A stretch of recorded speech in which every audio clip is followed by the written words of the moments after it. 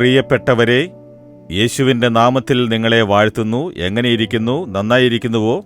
ഞാൻ സന്തോഷമായിരിക്കുന്നു. രാവിലെ തോറും ദൈവത്തിൻ്റെ കൃപ പുതിയതായിരിക്കുന്നു. വളരെ ഉത്സാഹത്തോടെ ഇരിക്കുന്നു. അതുകൊണ്ടാണ് ഞാൻ നിങ്ങളോട് സന്തോഷത്തോടെ സംസാരിക്കുന്നത്. നിങ്ങൾക്ക് പ്രശ്നങ്ങളില്ലേ എന്ന് ചോദിച്ചാൽ എനിക്കും പ്രശ്നങ്ങളും ഞെരുക്കങ്ങളും പോരാട്ടങ്ങളും ഒക്കെയുണ്ട്.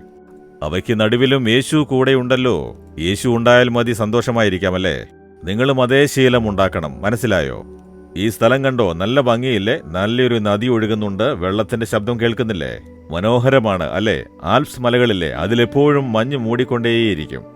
സ്നോ ഉരുകി ഇതുപോലെ എപ്പോഴും വെള്ളം വന്നുകൊണ്ടേയിരിക്കുന്നത് കാണാം. വെള്ളം ഒഴുകിക്കൊണ്ടിരിക്കുന്നത് കാണാൻ വളരെ മനോഹരമാണ്. അപ്പോൾ ഒരു മലയിൽ എപ്പോഴും മഞ്ഞുകട്ടകൾ ഉണ്ട് എങ്കിൽ അതിൽ നിന്നും വെള്ളം ഒഴുകിക്കൊണ്ടേയിരിക്കും. വെള്ളത്തിന് കുറവുണ്ടാവുകയില്ല. അതുകൊണ്ട് നല്ല ഫലഭൂയിഷ്ടിയുണ്ട്. എവിടെ നോക്കിയാലും പച്ചപ്പും ഫലഭൂയിഷ്ടിയും കാണാൻ സാധിക്കും. ഈ വെള്ളം ഫലഭൂയിഷ്ടി ഉണ്ടാക്കും അല്ലേ? നമ്മുടെ ജീവിതത്തിൽ ജീവജലമാകുന്ന യേശു ഉണ്ടെങ്കിൽ നമ്മുടെ ജീവിതം ഫലഭൂയിഷ്ടിയും സന്തോഷവും സമാധാനവും ഉത്സാഹവും എല്ലാം കൊണ്ട് നിറയും. ശരിയല്ലേ?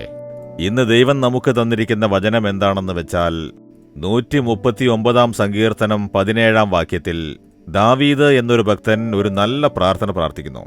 എന്താണത്? ദൈവമേ, നിന്റെ വിചാരങ്ങൾ എനിക്കെത്ര ഘനമായവ, അങ്ങയുടെ ഉപദേശങ്ങൾ എനിക്കെത്ര മഹത്തായതാണ്. നിങ്ങളുടെ ജീവിതത്തിൽ ഏതോ ഒരു ഉപദേശം വേണം. എന്ത് ചെയ്യണം എന്നറിയാതെ ചാഞ്ചാടുന്നു. ആരോടെങ്കിലും ഉപദേശം ചോദിക്കാമെന്ന് കരുതുന്നു. അല്ലേ? ശരിയല്ലേ? ബന്ധുക്കളോടോ, കൂടെ ജോലി ചെയ്യുന്നവരോടോ, സഹപാഠികളോടോ, അയൽക്കാരോട്, വളരെ അടുപ്പമുള്ള ഒരാളോട്, ശുശ്രൂഷകനോട്, ഇങ്ങനെ ആരോടെങ്കിലും ഉപദേശം ചോദിക്കാമെന്ന് വിചാരിക്കുന്നുണ്ടോ? ദൈവത്തോട് ഉപദേശം ചോദിക്കൂ. ദൈവം നിങ്ങളുടെ അടുത്ത് തന്നെയല്ലേ ഉള്ളത്? നിങ്ങളുടെ കൂടെ തന്നെ ഉണ്ടല്ലോ. ദൈവത്തിന്റെ മറുപേരെന്താണെന്നറിയാമോ? ഉപദേഷ്ടാവ്. യേശുവിന്റെ ഒരു പേര് ഉപദേഷ്ടാവ് എന്നാണ്. നല്ല ഉപദേശങ്ങൾ തരുന്നവൻ. അപ്പോൾ നിങ്ങൾ ചോദിച്ചാൽ ഉപദേശം തരും. ദാവീദ് എന്തുകൊണ്ടാണിത് പറയുന്നതെന്നറിയാമോ? ദാവീദ് ഒരു യുദ്ധത്തിന് പോയാലും യഹോവയോട് ഉപദേശം ചോദിക്കും. ഈ യുദ്ധത്തിന് പോകണമോ വേണ്ടയോ എന്ന് യഹോവയോട് ഉപദേശം ചോദിക്കും. യഹോവ ഓരോന്നിനും ഉപദേശം നൽകി നടത്തിയത് വേദപുസ്തകത്തിൽ ദാവീദിന്റെ അനുഭവത്തിൽ നിന്ന് കാണാം. ഞാനും അതൊരു ശീലമാക്കിയിരിക്കുന്നു. എന്റെ പ്രേയർ ഡയറിയിലെ അതിന്റെ ഒരു വശത്ത് അപേക്ഷകൾ എഴുതും. ഇന്ന ഇന്ന കാര്യങ്ങൾക്കായി പ്രാർത്ഥിക്കണം, എനിക്ക് വേണ്ടി, കുടുംബത്തിന് വേണ്ടി, ശുശ്രൂഷയ്ക്കും മറ്റുള്ളവർക്കും വേണ്ടി പ്രാർത്ഥനാക്കുറിപ്പുകൾ എഴുതി അതിനുവേണ്ടി പ്രാർത്ഥിക്കും. വേറെയൊരു വശത്ത് ഉപദേശം. നിന്റെ മേൽ ദൃഷ്ടിവെച്ച് ഉപദേശങ്ങൾ തരുമെന്ന് പറഞ്ഞിട്ടുണ്ടല്ലോ. കർത്താവേ, ഇതിലെല്ലാം എനിക്ക് ഉപദേശം വേണം. എന്ത് ചെയ്യണം? എങ്ങനെ ചെയ്യണം? ഇത് ചെയ്യണമോ വേണ്ടയോ എന്ന് ഉപദേശിക്കണമേ. അത് പറഞ്ഞു പ്രാർത്ഥിക്കും തോറും നല്ല ഉപദേശങ്ങൾ തന്ന് നടത്തുന്നു. ഞാനത് കാണുന്നു. എന്റെ സ്വന്തം കാര്യങ്ങൾ, കുടുംബത്തിലെ കാര്യങ്ങൾ, ശുശ്രൂഷയുടെ കാര്യങ്ങൾ, ഏതിലാണ് തീരുമാനമെടുക്കേണ്ടതെന്ന് എഴുതിവെച്ച് പ്രാർത്ഥിക്കുമ്പോൾ ദൈവം വളരെ നല്ല ഉപദേശങ്ങൾ തരുന്നു.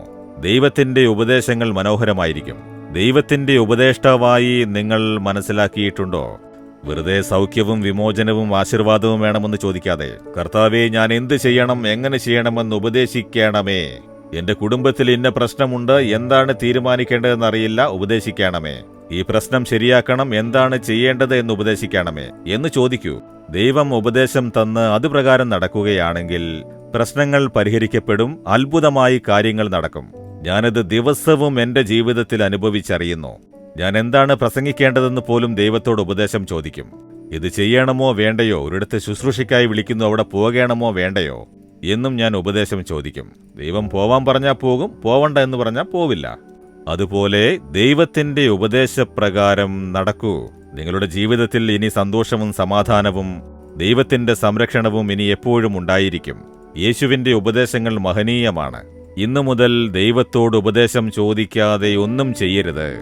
ചെറിയ കാര്യങ്ങൾ പോലും മക്കളെ എവിടെയാണ് പഠിപ്പിക്കേണ്ടത് എന്ന് ചോദിക്കൂ.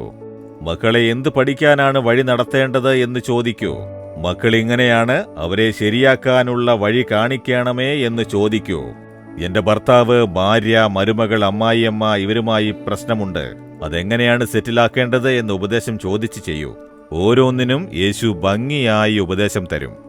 അത്ഭുതകരമായി നടത്തും. ചോദിക്കുമോ? ഇന്നു മുതൽ യേശുവേ, അങ്ങെനിക്ക് ഉപദേഷ്ടാവായി ഇരുന്ന് എന്നെ വഴി നടത്തണമേ. ഇന്ന് ഈ കാര്യത്തിൽ എന്ത് ചെയ്യണം എന്നെനിക്കറിയില്ല. ഇന്ന് തന്നെ എന്റെ മനസ്സിലൊരു ഉപദേശം തരയണമേ. അതെനിക്ക് വെളിപ്പെടുത്തി കാട്ടണമേ. ചെയ്യാനുള്ളതെന്താണെന്ന് എന്നെ ഉപദേശിച്ച് വഴി നടത്തേണമേ. അങ്ങയുടെ ഉപദേശങ്ങൾ പ്രകാരം നടക്കാൻ എന്നെ സമർപ്പിക്കുന്നു. യേശുവിന്റെ നാമത്തിൽ ആമേൻ, ആമേൻ. Jesus readings Malayalam YouTube channel subscribe ചെയ്യുക. ബെൽ ഐക്കോൺ ക്ലിക്ക് ചെയ്യുക. ഞങ്ങളുടെ ദൈനംദിന പ്രോഗ്രാമുകളെക്കുറിച്ചുള്ള അപ്ഡേറ്റ് ലഭിക്കുവാൻ